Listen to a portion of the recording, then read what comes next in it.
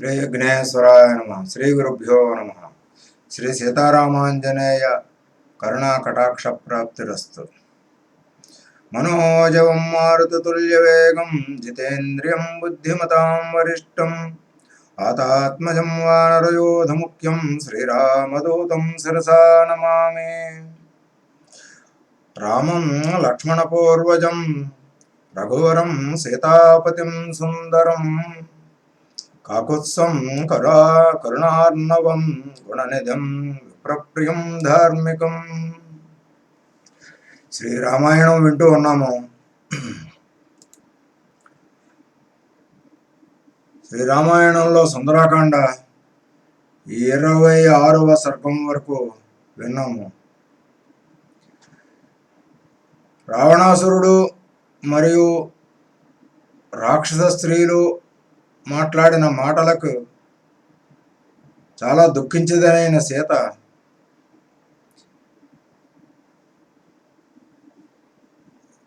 నేను ఇంకా బ్రతకడం కష్టంగా ఉంది, ఇంకా నేను బతకలేను అనేటటువంటి నిర్ణయానికి వస్తోంది. ఇక 27వ సర్గ ప్రారంభం.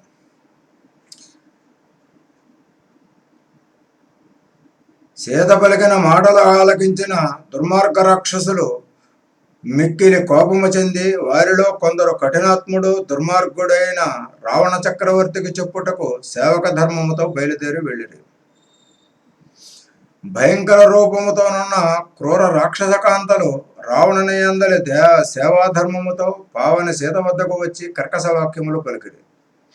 ఓ సీత, రావణాసురుని వరించమని ఎంతగా చెప్పినా వినవు కదా, నీ పాపం పండినది. మేము రాక్షస జనము, నీ మాంసమును సంతోషముతో తిందుము. చెడ్డవారకు ఆ రాక్షస స్త్రీలు భీతిని కలిగజేయనట్లు తప్పుగా మాట్లాడగా వారిలో వృద్ధురాలైన త్రిజట అన్న ఆమె వారితో ఇట్లు పలికెను. రాక్షస దుర్మార్గులారా, మదమెక్కి ఇలాగ దుష్టవాక్యములు ఇంక పలుకురాదు. సీతను మీరు ఇంకా భక్షించలేరు. ఈమె పంక్తిరథాఖ్యుని కోడలు, మీ మాంసమును మీరే భక్షించెదరు. నేను రాత్రి ఒక చక్కని కలను కన్నాను. దానిలో రోమములు నిక్కబొడుచుతున్నట్లు ఒక దారుణమును చూచినాను. రాక్షసులు అందరూ చనిపోగా సీత భర్త రామ గుణమాన్యునితో వెడలుట చూచినాను. క్రోధముతోనున్న రాక్షసులు అందరూ త్రిజట మాటలను భయపడుచు ఆలకించి అప్పుడు త్రిజటతో పరమ భక్తితో ఇట్లు పలికిరి. ఆ విధముగా భయపడిపోయిన రాక్షసకాంతలు వృద్ధ త్రిజటను చూసి వచ్చిన కళ గురించి చెప్పమనగా త్రిజట స్వప్నవృత్తాంతమును చెప్పమొదలెడెను. లక్ష్మణునితో కూడి రాముడు తెల్లని మాలలో నూతన వస్త్రములు ధరించి 1000 హంసలు మోయుచుండగా ఏనుగు దంతములతో తయారైన పల్లకీనెక్కి ఆకాశమున సంచరించుతూ వచ్చెను. జానకి కూడా తెల్లని చక్కని వస్త్రములు దాల్చి లక్ష్మీదేవి వలె తెల్లని పర్వతమున కూర్చుండి నాకు ఆశ్చర్యము కలిగించుచు కలలో కనబడినది. సూర్యునకు సూర్యకాంతికి భేదము లేనట్లుగా జానకి సతికి శ్రీరామస్వామికి ఏ విషయమున భేదము లేకుండా నాకు కలలో ఆశ్చర్యము కలిగించుచు కనబడింది. పిదప రామచంద్రుడు 4 దంతముల గజమును అధిరోహించి సుమిత్రపుత్రుడు లక్ష్మణునితో కలిసి సీత వద్దకు సంతోషముగా రాగా నేను కలలో చూచితిని. మహాపర్వత శిఖరాగ్రమున రాముడు ఏనుగును నిలపగా ఆ ఏనుగు మూపుపై మానిని రామపత్ని సీత కూడా ముదముతో ఎక్కుట కలలో చూచినాను. పిమ్మట పద్మముల వంటి కన్నులు గల జానకి భర్త ఒడిలో నుండి లేచి చేతితో సూర్యచంద్రులను తాకుచున్నట్లు ఆశ్చర్యం కలిగించుచు కనబడినదని తన కళ వివరించినది. తరువాత రామలక్ష్మణులు సీతయున్న ఏనుగు లంకపై నిలిచినట్లుగా నాకు స్వప్నమున కనిపించగా నేను అమాంతము ఆశ్చర్యపోయినాను. అనంతరము విశాలాక్షి సీత రామలక్ష్మణులు ఆ మహాగజము ఉపరి భాగమున ఉండుట స్వప్నములో చూచితే ఆశ్చర్యము కలిగించుతూ సుగుణశీలుడు రామచంద్రుడు సీతతో కలిసి 8 వృషభములు కట్టిన అందముగానున్న రథముపై ఇచ్చటకు రమ్యముగా వచ్చెను.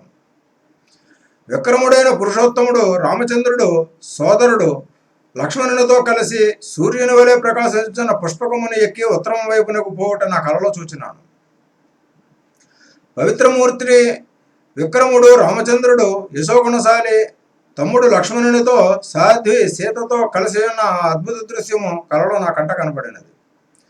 పాపాత్ములు స్వర్గమునకు వెళ్ళుట ఏనాడు సంభవించదు.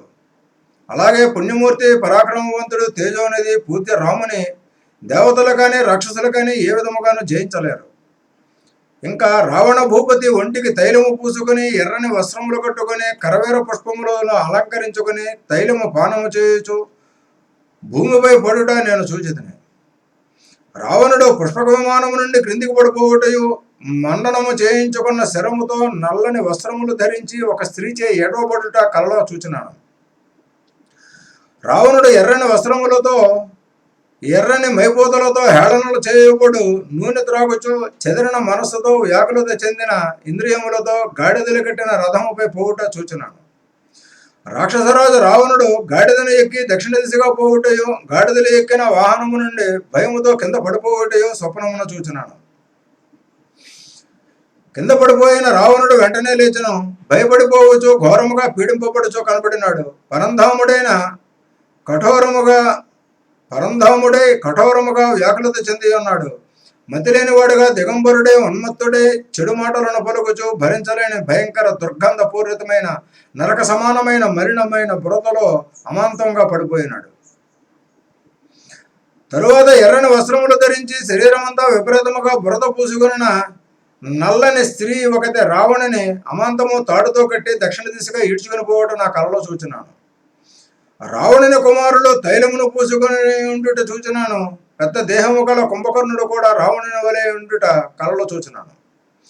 రావణుడు వరాహమును ఎక్కి ఇంద్రజిత్తు ముసలి ఎక్కి కుంభకర్ణుడు ఒంటెను ఎక్కి వారందరూ దక్షిణ దిక్కుగా పయనించుట కలలో చూచినాను. వారందరిలో పావన విభీషణుడు పుణ్య వస్త్రములు ధరించి ఛత్రముతో నుండి పవిత్ర గంధమును పూసుకొని గౌరవముగా నాకు కలలో కనపడినాడు. శంఖదుందువులు మంగళవాయిద్యములు మ్రోగుచుండగా నృత్యములు శ్రవ్యమైన గీతములు వినరాగా 4 దంతములు కలిగి మేఘముల వలె ఘీంకరించుతున్న పర్వతముల వంటి ఏనుగును ఎక్కి ధర్మశాలి గౌరవనీయుడు అయిన విభీషణుడు తన 4 మంత్రులతో కలిసి హాయిగా ఆకాశ వీధులు వెలుగుచుండెను. రాక్షసులు అందరూ ఎర్రని పుష్పమాలలు ధరించి ఎర్రని వస్త్రములు దాల్చి వాయిద్యములు శబ్దములు వినపడుచుండగా తైలములు తాగుచు గుంపుగా వెళ్ళుట కలలో చూచినాను. లంకాపట్టణ ముఖద్వారములు గోపురములు నాశనమైపోయి ఉన్నవి. ఏనుగులు గుర్రములు ఒక్కమాటుగా సముద్రమున మునిగిపోవుట లంక పూర్తిగా నాశనమొకట కలలో చూచినాను. రావణుడు పాలించిన శోభాయమాన లంకను రామదూత వేగవంతుడైన ఒక వానరుడు పూర్తిగా దగ్ధము చేయుట అద్భుతముగా కలలో చూచినాడు. లంకాపట్టణము సర్వనాశనమైపోయి అందు రాక్షస స్త్రీలు నూనె తాగుచు అట్టహాసముగా శబ్దములు చేయొచ్చు వెర్రిగా గంతులు వేయచ్చు నృత్యములు చేయొచ్చు కలలో కనబడినారు. ఇంకా కుంభకర్ణుని వంటి రాక్షస ముఖ్యులు ఎర్రని వస్త్రములు దాల్చి ఆవు పేడతో కూడిన గోతులలో మునిగిపోయారు. రాక్షసులారా, మీరు వెంటనే ఇక్కడ నుండి తొలగిపోండి, లేనిచో మీరు చచ్చెదరు. రాముడు రాక్షసులతో పాటు మిమ్మల్ని కూడా చంపివేయను. నా మాట ఆలకించి దూరముగా పారిపోండి. శ్రీరాముని ప్రియసతి సాధ్వీమణి జానకిని మీరు తిట్టినా భయపెట్టినా నొప్పించినా తర్జన భర్జన చేసిన రఘురాముడు ఒప్పుకొనడు. సాధ్వి అయిన స్త్రీ మిక్కిలి కష్టములలో ఉన్నప్పుడు ఇటువంటి కళలు వచ్చిన ఎడల సాధ్వి కష్టములన్నీ తొలగిపోయి సుఖ సంతోషములు తప్పక పొందునని పెద్దలు చెప్పుతారు. రాక్షసులారా, మనం ఏమాత్రము బుద్ధి లేకుండా జానకిని క్రూరముగా బాధించినాము. రాముని వలన రాక్షస నాశనము జరుగును కావున మనము ఆమెను కరుణ కోరుట మంచిది. సాధ్వీమణి జానకి ఎంతో దయామయి, ఆమెను మనం ఎంతో హింసించినను తప్పు పట్టదు. మనము ఆమెకు మొక్కి బతిమాలిన జాలి తలిచి సంతోషంతో రక్షించను. ఇంకొక మాట చెప్పుచున్నాను, సీతయందు అన్ని మంచి లక్షణములే ఉన్నవి. ఎటు చూచినా రవ్వంతైనా చెడ్డ అన్న మాట లేదు. కావున సీతను వేడుకొనుట బుద్ధిగా నిర్భయముగా రండి. ఆ సాధ్వీమణిలో శారీరకముగా గాని సాముద్రికముగా గాని చూడగా ఆవగించేంతైనా దోషము లేదు. నాదునికి దూరమై రావణుడు పెట్టుతున్న బాధలకు కొంచెము కళ తగ్గి ఉన్నది, అంతే. రామప్రభువుకు విజయము, రాక్షసుల సర్వనాశనము త్వరలోనే ఉన్నదని నాకు తోచుతున్నది. సీతామణికి విముక్తి కలుగునని ఇదే నా కలలోని సారమని నేను భావించుతున్నాను. జానకి నా స్వప్నగాథ అంతా విని మౌనముగానున్నది. ఇదంతా నిజమన్నట్లు సూచనగా జానకి ఎడమ కన్ను అదురుచున్నట్లు కనబడుచున్నది. ఇంకా జానకికి ఎడమ భుజం అకస్మాత్తుగా పొంగినట్లు అదిరినట్లు అనిపించినది. ఇవన్నీ సీతమ్మకు మంగళకర సూచనలు. ఏనుగు తొండము వలెనున్న ఈమె ఎడమ తోడ కూడా అదురుడు చుండుట బుద్ధిగా ఆలోచించినచో రఘురామచంద్రుడు ఈమె సమీపమునే ఉన్నట్లు తోచుతున్నది. ఇక్కడొక పక్షి చెట్టు కొమ్మపై కూర్చుని మాటిమాటికి కోయిచుండుట చూడగా రామచంద్రుడు త్వరలో వచ్చునని ముందుగా సూచన చెప్పుచున్నదన్నట్లుగా చూస్తున్నది. 27వ సర్గము సమాప్తము. 28వ సర్గం ప్రారంభము. రావణుడు పలికిన భీతి కలిగించి అప్రియమైన మాటలను ఆలకించిన రామునకు దూరముగానున్న జానకి ఎంతో వ్యధ పొంది భయపడి అడవిలో సింహమునకు చిక్కిన గున్న ఏనుగు వలె ఉండను. దీనస్థితిలోనున్న జానకి రాక్షసరాజు రావణుడు పలికిన పలుకులకు భయపడిపోయి రాక్షస స్త్రీలచే భయపెట్టబడుచు అడవిలో ఒంటరిగా వదిలివేయబడిన బాలిక వలె విలపించను. నేను పాపాత్మురాలను కదా, అందుచేతనే మృత్యువును కోరినా అది దూరమైపోవచ్చున్నది. రాక్షసులచే బాధింపబడు పాపాత్ములు త్వరగా మృత్యువును పొందలేరనడు మాట నిజమేమో. నా గుండె చాలా గట్టిదనుకుంటాను. ఎంత ఘోరంగా దుఃఖం కలిగినను వజ్రాయుధముచే కొట్టబడిన పర్వతరాజం వలె 1000 మొక్కలు ఎందుకు అవుటలేదో. దుష్ట రావణుడు నా ఎందు కొంచెమైనా దోషము లేకుండాను నన్ను చంపచూచుతున్నాడు. బ్రాహ్మణ ఇతర వర్ణస్థులకు మంత్రము ఇవ్వని బ్రాహ్మణుడు ఇతర వర్ణస్థులకు మంత్రము ఇవ్వని విధముగా నేను రావణునకు మనసును ఇవ్వను. నా నాథుడు రాముడు వెంటనే ఇచ్చుటకు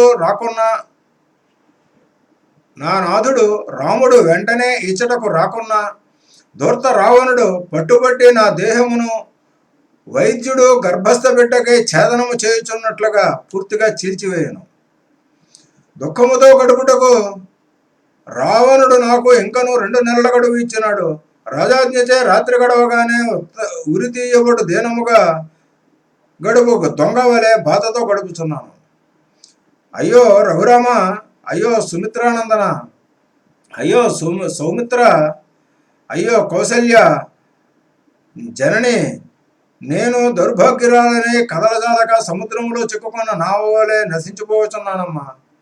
ఏదో బలమైన ప్రాణి లేడి రూపమున వచ్చి పిడుగుబాటుకు 2 సింహములను చంపినట్టుల శౌర్యవంతులైన రామలక్ష్మణులను ఇద్దరిని చంపివేసినది. అది నిజముగా యముడే మృగరూపములో వచ్చి అభాగ్యురాలని నన్ను లోపపెట్టినది. నేను మతిలేని దానినే ప్రాణేశ్వరుడు రామచంద్రుని గుణశీలుడు లక్ష్మణుని దూరం చేసుకున్నాను. అయ్యో గుణశీల, సత్యగుణశీల, దీర్ఘబాహు, లోకరక్షామణి, జీవితేశ్వర, నేను ఇచ్చట రాక్షసుల చేతిలో చిక్కి చంపబడుతున్నానన్న సంగతి నీకు తెలియదు కదా. భర్త రాముని మాట వినకుండా కోరికలు కోరుకోకుండా కోరిట చేత ఈ కష్టములు కలిగినవి. నా ఓర్పు, క్షమ, పతివ్రత పాలనము, భూశయనము అన్నీ కృతజ్ఞునకు ఉపకారము చేసినట్లుగా వ్యర్థమైపోయినవి. రఘురామ, ఏమి చెప్పుదును? నీకు దూరమై ఈ హీనస్థితిలో ఉన్నాను. ఇక ఈ భూమిపై నిన్ను చూచెదనని ఆశ లేదు. నా సౌందర్యము, ధర్మ పతివ్రతము చెడిపోయి ఇలా చిక్కి ఉన్నాను. నీవేమో తండ్రి ఆజ్ఞను పాలించి వనవాసము పూర్తి చేసుకుని అయోధ్యకు చేరి భీతి తొలగిపోయి కృతార్థుడై విశాల నేత్రుడైన సతులతో క్రీడింతవని ఆశించదను. శ్రీరామ, ఎల్లవేళలా నిన్నే మనసును తలుచుకున్నదానను, నీ ఎందే చిరకాలము అనురాగబద్ధురాలనై ఉన్నదానను, రాక్షసుల చేత బాధింపబడుచున్నదానను, నిన్ను చేరలేని నా తపస్సు, ధర్మాచరణము అన్నీ వ్యర్థమైపోయినవి. నా పతివ్రత ధర్మము నాశనమైపోయినది. దురదృష్టవంతురాలను ఈ బాధలో బతుకుట ఎందుకు? రాక్షసుల మధ్య ప్రాణములు ఛేదించను. నేను చనిపోవుటకై నిశ్చయించుకున్నాను. మృత్యువును ఆహ్వానించుచున్నాను. కానీ ఈ రాక్షస గృహమున శీఘ్రముగా నాకు విషము ఎవరు ఇచ్చెదరు? ఎవరు శస్త్రములు ఇచ్చెదరు? జానకి అలా దుఃఖించుచు రామప్రభువునే తలచుకొనుచు వణకుచు హీనముగా దీనముగా సమీపములోనున్న పుష్పములతోనున్న చెట్ల వద్దకు చేరను. జానకి దుఃఖముతో కూడుకున్నదే మృత్యువును పొందుటకు అనేక రీతులుగా ఆలోచించి తన జడనే మెడకు ఉచ్చుగా బిగించుకొని చచ్చి యమలోకమును పొందేదనని నిశ్చయించుకొనను. సీత చెట్టు కొమ్మను పట్టుకొని నిలబడి రామలక్ష్మణులను తన వంశమును మదిలో తలుచుకున్నది. ఇంతలో ఆమెకు మంగళకరమైన శుభశకనములు కనపడసాగాను. గతములో కూడా పలుమార్లు ఎన్నో శుభశకనములు కనబడి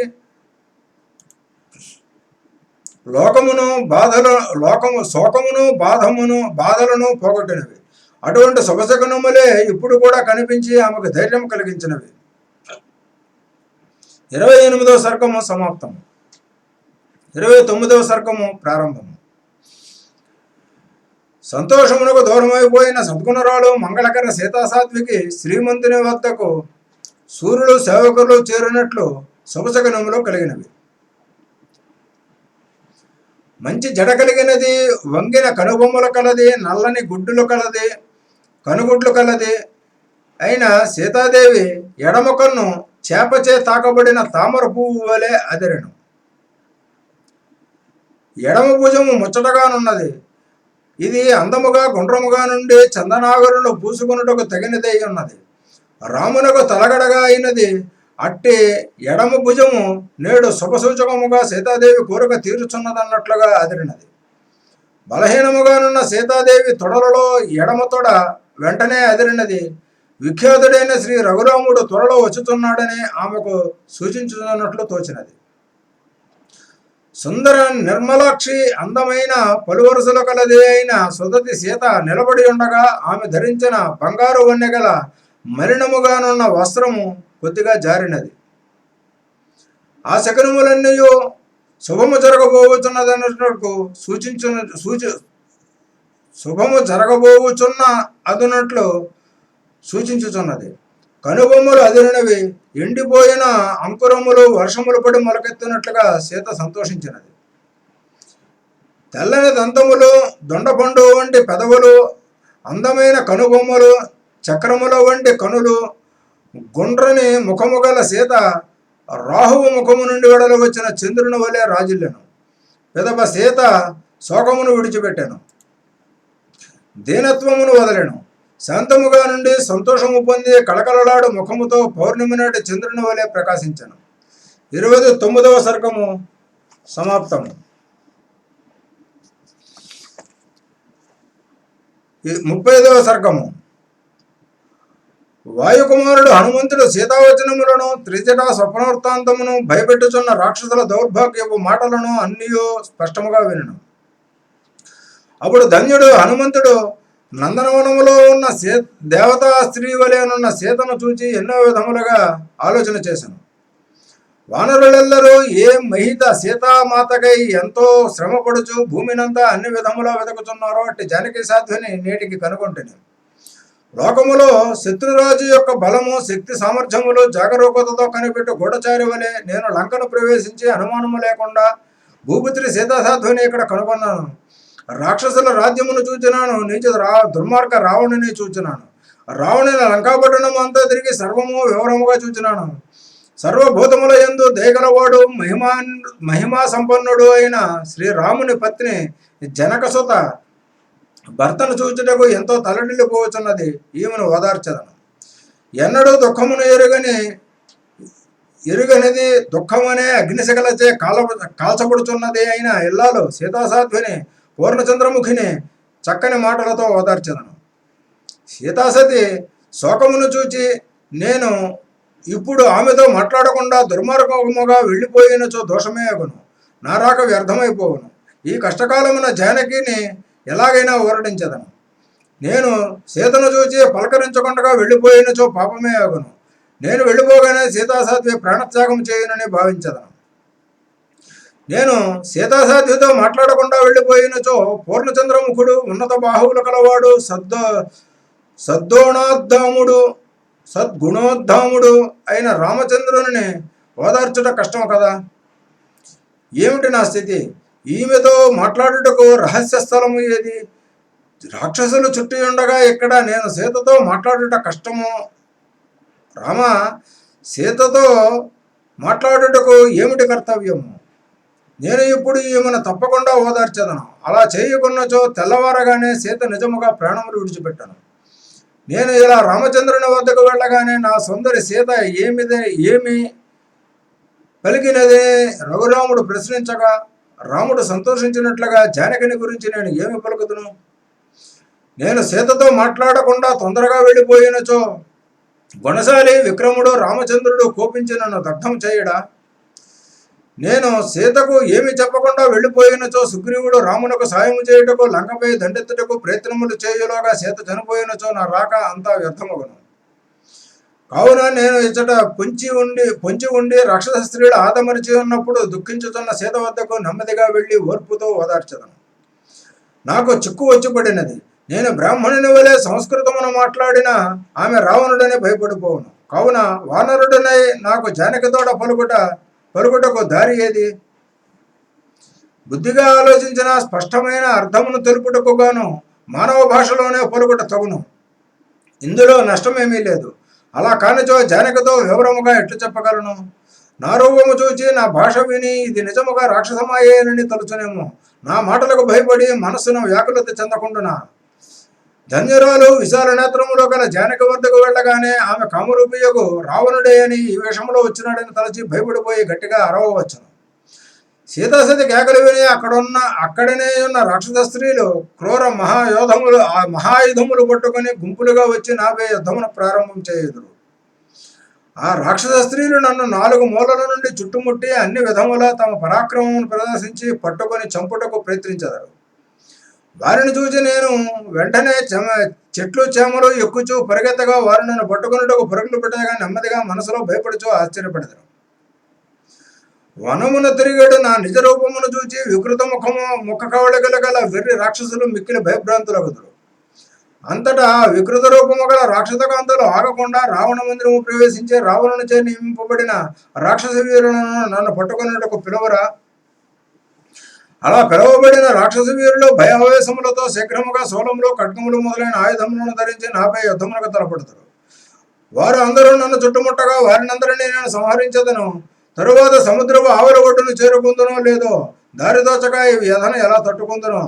ఆ రాక్షసులందరూ తెలివిగా నాపై దూకి నన్ను పట్టుకొనవచ్చును. నేను రాక్షసుల చేత పట్టుబడిన విషయము సీతకు తెలియదు. లేదా నాచే హింసింపబడిన క్రూర రాక్షసుల కోపము చెంది ధర్మమును విడిచిపెట్టి పుణ్య సీతను చంప ప్రయత్నించదడు. అప్పుడు రామసుగ్రీవుల కార్యమంతా నాశనమైపోవును. జానకిని రావణుడు తెలివిగా చక్కని రహస్య ప్రదేశమును దాచినాడు. వచ్చుటకు దారులే కనబడవు. అఖండమైన సముద్రము దీని చుట్టూ ఉండి రాక్షసులచే రక్షింపబడుతున్నది. ఒకవేళ నేను రాక్షసులతో చేతిలో పట్టుబడిన హతమైన రఘురామునికి సాయం చేయుట కార్యము సాధించుట ఇతరులకు ఎవరికే సాధ్యము కాని పని. నన్ను ఈ రాక్షసులే చంపివేసిన శతయోజనముల విస్తీర్ణము గల ఈ సముద్రమును దాటగల సమర్థుడైన వానరుడు ఒక్కడు కూడా కనపడటలేదు కదా అని హనుమ ఆలోచించాను. నాకు 1000 మంది రాక్షసులను చంపగల సామర్థ్యము ఉన్నది, కానీ ఇటు యుద్ధము చేసి అటు సముద్రమును దాటగల శక్తిమంతుడునా అని మనసులో సందేహము కలుగుచున్నది. యుద్ధములో జయాపజయములు చెప్పలేము కదా. ఎవరికి జయమో ఎవరికి అపజయమో ఊహించడం సాధ్యమగునా? సందేహముతో కార్యము చేయడం నాకు ఇష్టం లేదు. నేను జానకితో మాట్లాడకుండా వెళ్ళిపోయినా చచ్చిపోవును. నేను మాట్లాడినను కూడా దోషమే సంభవించను. నేను ఇప్పుడు చేయవలసిన కార్యము ఏదో నాకు తెలియట్లేదు. ఫలవంతములవ్వవలసిన కార్యములు దూత తెలివి తక్కువతనము వలన ధ్వంసమవును. సూర్యోదయము కాగానే చీకటి తొలగిపోవునట్లు దూత కార్యము సఫలము కావలను. లోకములో ఏది లాభకరమో, ఏది శోకము కలిగించునో, ఏది కష్టమో, ఏది లాభమో చక్కగా ఆలోచించుకొనకుండా విధ్వంసకులైన దూతలు కార్యములను చెడగొట్టుదురు. కావున నష్టము రాని విధముగా తెలివైన వానిగా నేను చేయవలసిన కార్యమును ఏమయ్యుండును? నా సందిగ్ధము ఎలా తొలగును? నా తప్పుడు పని వలన సముద్ర లంఘనము వృధా అయిపోదా? హనుమంతుడు సీతకు భయము కలగకుండా చేయుటకు తెలివిగా ఉపాయము ఆలోచించుకొని విద్యుక్త ధర్మమును నిర్ణయించుకొని సీతతో మాట్లాడుటకు సమయం కొరకు నిరీక్షించాను. సీత మనసు ఎప్పుడూ రామునిపైనే నిలిచి ఉండును. అట్టి రామచంద్రుని మెచ్చుకుని పలికినచో సీతాదేవి తప్పకుండా శ్రద్ధగా ఆలకించును. నేను ఇప్పుడు బుద్ధిని ప్రయోగించి ఇక్ష్వాకు వంశాభివృద్ధి చంద్రుడు రామచంద్రుని మంగళకరముగా స్తోత్రము చేసి రాముడు చేసిన ఘనకార్యములను కథలుగా చెప్పి సీతముకు నమ్మకము కలిగించదను. మహానుభావుడు వాయుపుత్రుడు హనుమ చెట్టుకొమ్మలలో దాగియుండి జానకిని బాగుగా చూచుచూ వ్యర్థహీనము కాని మధురమైన పలుకులను పలికెను. వచ్చే భాగంలో విందాము. 30వ సర్గము సమాప్తము. రామార్పణమస్తు.